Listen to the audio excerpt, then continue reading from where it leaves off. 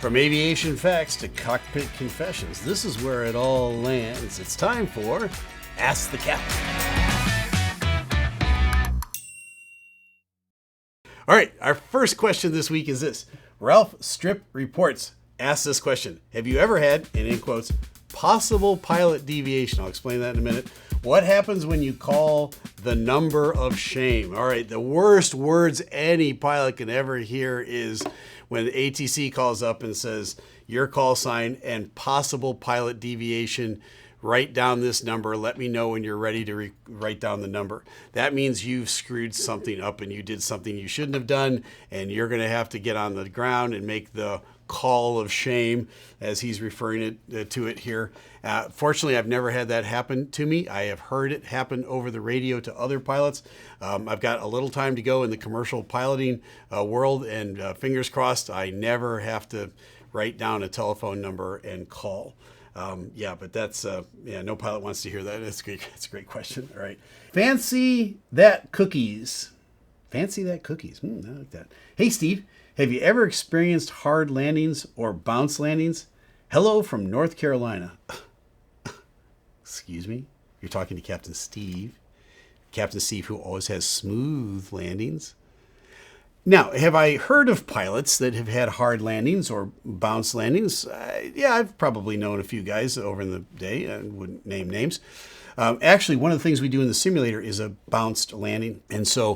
And I'm here to tell you, it really hurts. The simulator is so realistic, but they have you absolutely impact the runway as hard as the simulator can handle, and then you bounce back into the air, and you've got to, hit the power and basically do a go around from that point. And they want you to recognize it.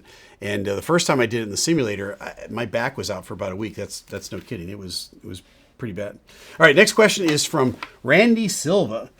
Have you ever had a tail strike, and can you talk about that and what happens as a result with the aircraft? Well, thankfully, Randy, I have never had a tail strike. We practice those again in the simulator. There are certain airplanes that have what's called a tail skid on the back. My 767-300 had a tail skid on the back. And it's designed, it's got like a shock absorber with it. And if you hit that tail skid, it impacts first before the structural part of the airplane were to hit. Yeah, so it takes a little bit of the blow. But if I do have a tail strike, I get a light that comes on in the cockpit and it says tail strike. So I know I've done that already. Why do I want to know that? So I don't fly all the way to London with an airplane that might have a structural issue in the back of the airplane. If I see tail strike on the screen, it's going to be a really long day, but I got to circle back around. We got to come in for a full stop. That airplane's got to go through an inspection before it can fly again. So it's a big deal. They teach pilots to rotate smoothly. So what I do is I pull the nose of the airplane off. I don't really pull back on it real hard. I just kind of let it fly off the ground.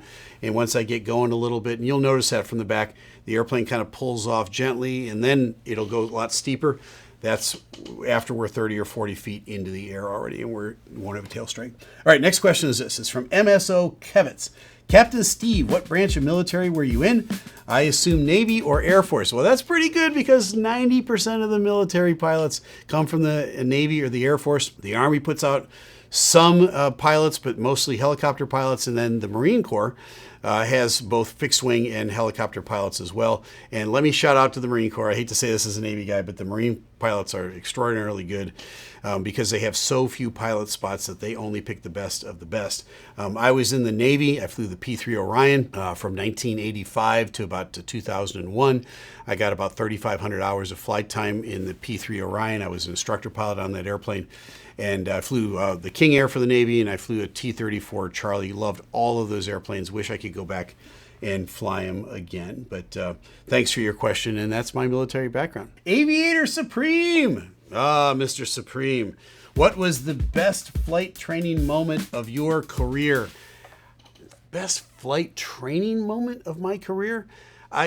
We go down, it used to be every 9 months. Now it's every 12 months. For training, and just a whole bunch of stuff is thrown at you. I think one of the best moments in training for me was when it was all said and done. We were all done with the session, and you're waiting for the instructor to kind of reach out and shake your hand and say, hey, you passed. And he stuck his hand out and he shook it and he said, hey, Captain, you're one of the best captains I've ever had in the simulator. He goes, you guys did a great job, talking to both of us. You did a great job today. He said, but I really love how you manage the cockpit. And to me, that was one of the best, most sincere compliments from somebody who knows what they're talking about that I've ever gotten. Look, I've gotten yelled at plenty of times for, you messed this up, you didn't do that right. But you know what? Getting that positive reaffirmation, that's worth its weight in gold. And so that's probably my best moment. All right. Next is from Fully Retractable. I like that. Fully Retractable. What happens when you crash in a simulator? Well, you walk away. That's the best part about it. I've never crashed a simulator. We have on purpose crashed the simulator to see what it looks like, but I've never done it in anger, as they would say, like while I was being evaluated. If you do, everybody goes a timeout, and then you got to come back for further training, right? That just goes without saying. And does it mean your career's over? No. Anything can happen at any time. That's why you do it in the simulator. That's why you practice and train it. But if you do it so bad that you crash the trainer, then you're probably going to come back and get some additional training to focus in on what it was that you missed that led up to that, and it's all good. The simulator's good. Tech Center Auto. Do military aircraft get priority from ATC over commercial jets? It depends, is the answer to that. Not on a normal basis. If you're coming into the same airport, they're just going to put everybody in line. I'm commercially going to a military airport, and that happens sometimes. They have what's called craft flights, where the government will actually commandeer commercial airliners to go pick up people. Remember when we fled Afghanistan, there was a lot of craft flights to pick up people and bring them back because we can hold 300 people on my airplane. Military airplanes are generally smaller. Do I get priority handling in there? Not over a mission, I don't. But if a mission is going, then I got to hold or wait. But yeah, it's kind of a mix of both things. That's actually a very good question. All right. Next is Luis Lopez 55. Do pilots actually handle the flight controls on takeoffs and landings? Does an autopilot do it, or a combination of both? Well, Lewis, on takeoffs and landings, the pilots are always manually flying the airplane. Every takeoff I've ever had has been manual. Have I ever done an auto land where the airplane landed itself? Yes, I have. Again, that's something I practice in the simulator every time I go down to training. But a couple times for real in the fog, we had the airplane land itself. Do I like that? No. Does it work great? It does. It's almost embarrassing how well the airplane lands itself. But like any other pilot, I want to have my hands on the controls. Most of the time I have the autopilot on. Why is that? It's because I don't want to fly? No, it's two reasons. One is it's extremely fatiguing to just hand fly the airplane at altitude. And the other is you would get sick in the back of the airplane. I can't do it as smoothly as the autopilot. And if I'm doing like this the whole way, to London, you're going to barf in the back. And so we turn the autopilot on. It saves me from getting overly fatigued, and it saves you in the back of the airplane as well. All right. All right. Next is from Colin Lay, UK. How realistic is Microsoft Flight Simulator to the real thing? Okay, so a couple thoughts on this, Colin. The visuals on Microsoft Flight Simulator are absolutely fantastic, and some of the visuals you see on our videos are recreated from Microsoft Flight Simulator. We can select the time of day, where the sun is, the livery on the side of the airplane. It's very realistic. And in fact, some of the shots inside the cockpit, you can't tell whether I'm in a real airplane or I'm using Microsoft Flight Simulator. The actual flying of the airplane, it doesn't have the same feel. The simulator has a really close feel, but that's a multi-million-dollar piece of equipment. Microsoft Flight Simulator, if you're using one of these, a controller, you're not going to have the same feel. Let's say you've bought the little yoke and power levers that come with it. Again, there's no feedback for the real feel. But you know what? You can get adjusted to it after a while. The flight characteristics are almost identical. That's the good part about it. And it's just getting better all the time. It's as close to realistic as you can get for a bargain at home. Let me put it that way. All right, Susan Lumley writes this. Can you chat with other commercial pilots you see flying on the radar when you are cruising? Generally speaking, domestically, when you're under radar contact, no. You can chat with them. You shouldn't. Every once in a while, somebody will recognize somebody's voice and they'll say, "Hey, Dave, it's me." It's very unprofessional. It blocks, the frequency channels are already clobbered as it is. Now, when we're flying over the North Atlantic, we actually dial in a frequency, 123.45.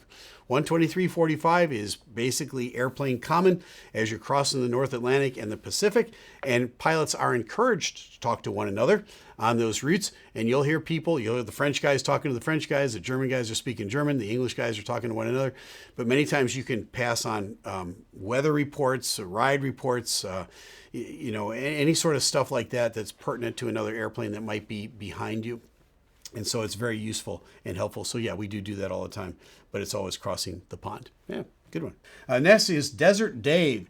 There's a point after touchdown when the aircraft slows dramatically, but the engines rev up. What's the cat hair is going on there, all right? What the cat hair is going on there? I've never heard that expression, but all right. There's a moment where after you touch down, the weight comes on the wheels, the spoilers on the wings deploy. The airplane now, the full weight of the airplane comes down, and I'm pulling it into reverse. When I first pull it into reverse, you get the most effectiveness out of the reversers. As I slow down, you get less and less and less reverse.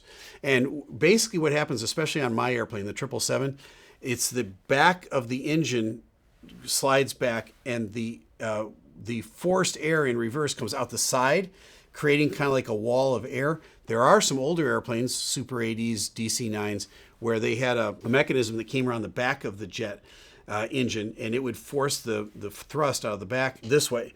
Those are much more effective reversers. You could even back up an airplane using one of those. That's what you see. That first little blast of air coming out is the most effective the reversers get. Great questions today. Keep those questions coming. We'll keep looking for them. And if you make the cut in the comments, we might put your question on the next Ask the Captain. Now you know. I'm Captain Steve.